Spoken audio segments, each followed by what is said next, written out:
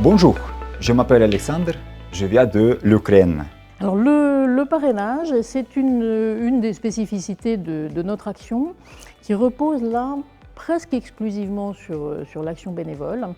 C'est une des déclinaisons de ce qui fait notre ADN, c'est-à-dire l'accompagnement vraiment dans la globalité des personnes que nous accueillons. Le parrainage et le marrainage, puisque parfois on l'appelle aussi comme ça, car il y a aussi des marraines seules, c'est l'engagement que prend une personne, parfois un couple, assez souvent un couple d'ailleurs, d'accompagner dans la durée, cet aspect de durée est très très important, les personnes accueillies que nous hébergeons. Donc là, ça se limite pour l'instant aux personnes que nous hébergeons, mais c'est déjà pas mal pour nous, ça mobilise fortement.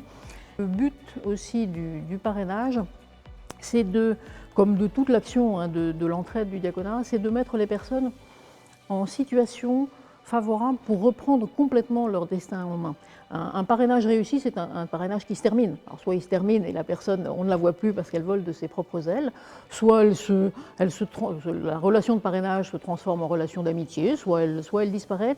Mais c'est en fait l'objectif, que le parrainage puisse se terminer et que la personne ait vraiment eu tous les moyens de reprendre son destin en main, de se projeter dans l'avenir et d'avoir un avenir en France. J'ai été beaucoup de fois à diaconat pour poser mes questions, comment je peux bien intégrer, comment je peux trouver un logement, comment je peux trouver un cours de français, comment je peux trouver un travail.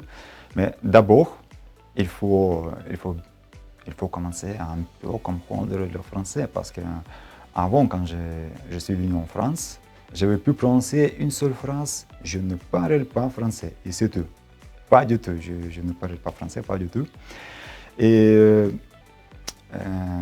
diaconat, il m'a dit que oui, on a un cours de français, tu peux prendre le cours, encore et la nourriture, c'est aussi un petit aide et l'avantage.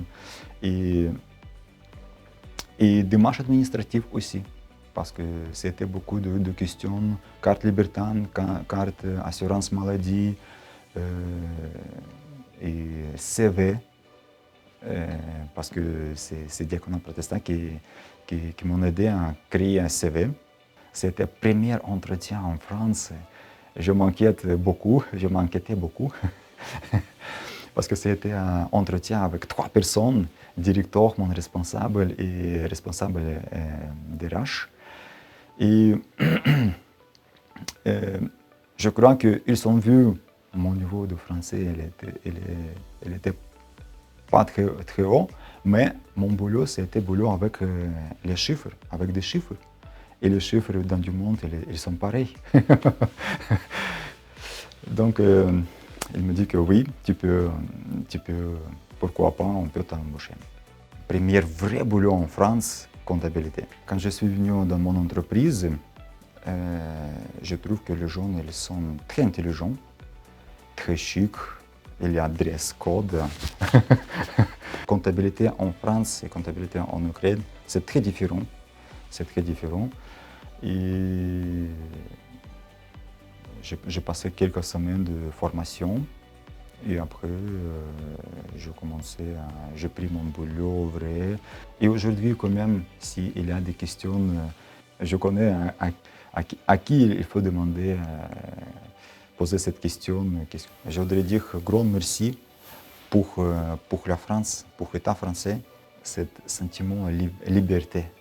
D'autres personnes qui ont d'autres opinions que moi, mais on ne peut pas le combat parce que tu penses un peu différent que moi, parce que ton religion elle est un peu différente que moi, parce que ton langue, ce que tu parles, elle est différent que moi.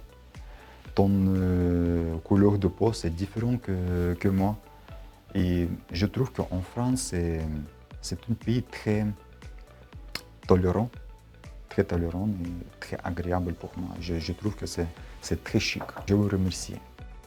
Toute votre équipe, toute votre église et tous les gens qui participent dans cette association.